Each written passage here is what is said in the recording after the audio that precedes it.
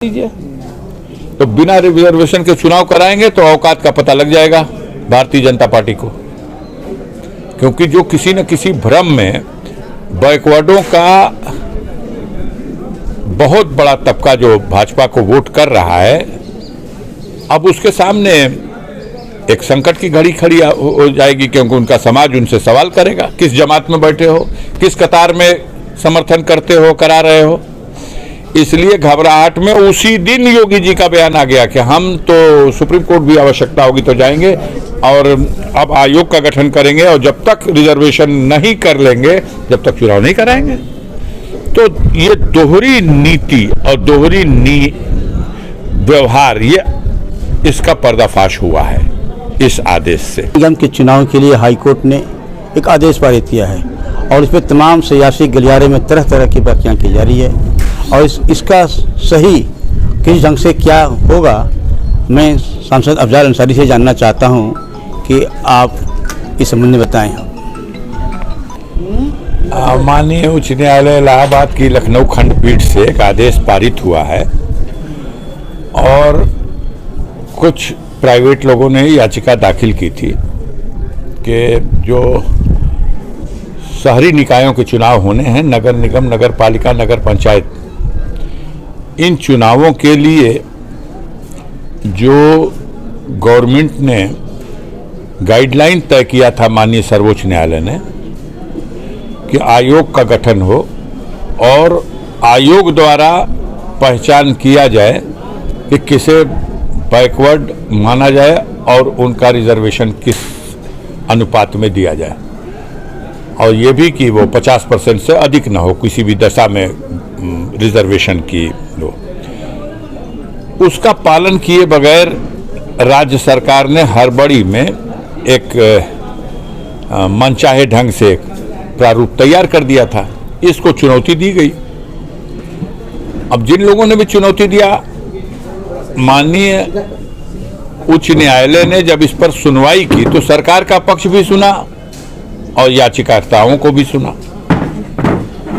याचिकाकर्ताओं की जो बात थी उसमें माननीय सर्वोच्च न्यायालय को कुछ अंश तक यह बात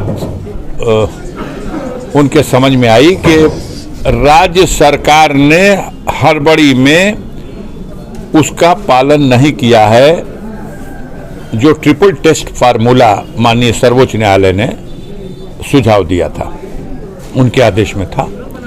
इसलिए माननीय उच्च न्यायालय ने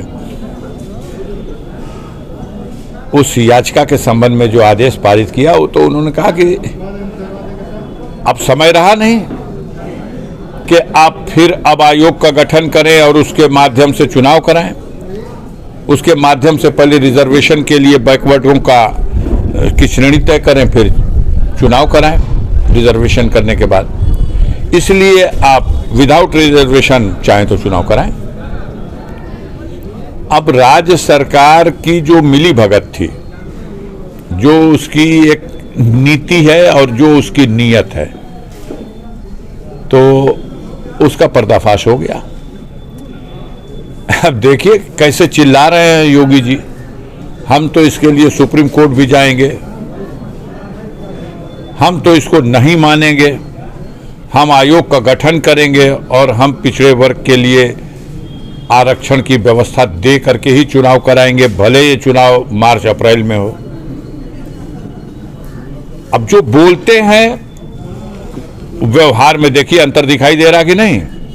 या तो स्टैंड करो, आधार भी मिल गया कि उच्च न्यायालय का आर्डर है, करा दो चुनाव। लेकिन मालूम है कि अगर करा देंगे बिना रिजर्वेशन के चुनाव तो आकबत खत्म हो जाएगी।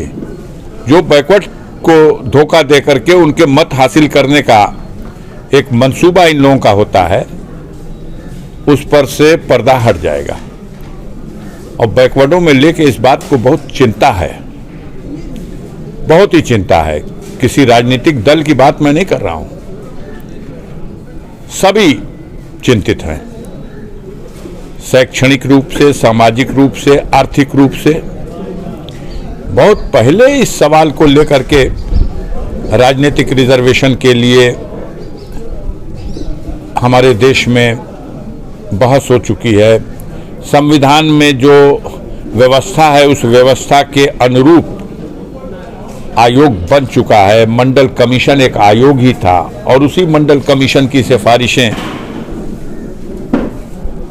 जब माननीय वीपी सिंह साहब देश के प्रधानमंत्री थे तो उस कार्यकाल में उन्होंने 27% रिजर्वेशन ओबीसी के लिए व्यवस्था दे दी थी।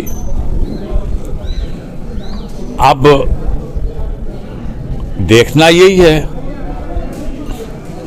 कि इनकी कथनी और करनी में क्या अंतर है। इससे पर्दा हट चुका है। एक तरफ देश के अपर क्लास के लोगों को ये संदेश और पैगाम देते हैं कि हम तो विरोधी हैं रिजर्वेशन के, यही संदेश होता है और यही गलतफहमी लोगों में है। तो अगर आप विरोधी हैं तो फिर क्यों सुप्रीम कोर्ट जाएंगे? अब तो आपको हाईकोर्ट का आदेश मिल चुका है, आप चुनाव कराइए इसी पे। हाईकोर्ट ने डायरेक्शन दिया है कि आप बिना रिजर्वेशन के चुनाव करा दीजिए। तो बिना रिजर्वेशन के चुनाव कराएंगे तो औकात का पता लग जाएगा भारतीय जनता पार्टी को, क्योंकि जो किसी न किसी भ्रम में बैकवर्डों का बहुत बड़ा तबका जो भाजपा को वोट कर रहा है, अब उसके सामने एक संकट की घड़ी खड़ी हो जाएगी, क्योंकि उनका समाज उनसे सवाल करेगा, किस जमात में बैठे हो, किस कतार में समर्थन करते हो, करा रहे हो। इसलिए घबराहट में उसी दिन योगी जी का बयान आ गया कि हम तो सुप्रीम कोर्ट भी आवश्यकता होगी तो जाएंगे और अब आयोग का गठन करेंगे और जब तक रिजर्वेशन नहीं कर लेंगे जब तक चुनाव नहीं कराएंगे। तो ये दोहरी नीति और दोहरी व्यवहार, ये इसका पर्दाफाश हुआ है इस आदेश से। सुप्रीम कोर्ट तो बंद है, सुप्रीम कोर्ट बंद है तो फिर कहाँ जाएंगे अभी? नहीं, 1 तारीख तक बंद है। 1 को चूंकि संडे है, 2 तारीख को मंडे है, 2 तारीख से सुप्रीम कोर्ट खुल जाएगा, तो 2 तारीख को जाएंगे। आप क्या समझते हैं कि स्थानीय निकायों के चुनाव टाले नहीं जा सकते? इससे पहले अनेकों बार चुनाव टले, वो तो चलता रहता है। उसकी सरकार को ही उसकी व्यवस्था करनी है। वो एक रेजोल्यूशन पास कर देंगे कि 6 महीने के लिए इसको हमने स्थगित कर दिया। हम आपको इसी मोहम्मदाबाद नगर पालिका में बता दें, मेरे पिताजी 1971 में यहाँ निर्विरोध चेयरमैन चुने गए थे। नियमानुसार 1976 में चुनाव होना था। उस साल भी एक ऐसी परिस्थितियां पैदा हुई और चुनाव टला। 1-2 साल, 1-2 बार नहीं चला, कई बार टल गया।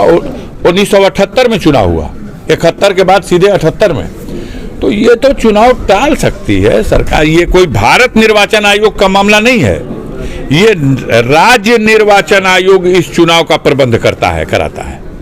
और उत्तर प्रदेश का जो राज्य निर्वाचन आयोग है, तमाम तरह की विसंगतियां हैं, उसको क्या हम आपसे चर्चा करें। इसी देश में एक मतदाता दोहरी वोटर लिस्ट, गांव सभा की वोटर लिस्ट में, चेयरमैन की वोटर लिस्ट में और विधानसभा और लोकसभा की वोटर लिस्ट भिन्न, मतदान का तरीका भिन्न। इसमें कराएंगे मतपत्र से, उसमें कराएंगे ईवीएम से। इसकी वोटर लिस्ट में अगर आपका नाम भी है तो भी आप अगर उस वोटर लिस्ट में नाम नहीं है तो मत नहीं दे सकते। अगर उस वोटर लिस्ट में नाम है और इसमें नाम नहीं है तो मत नहीं दे सकते।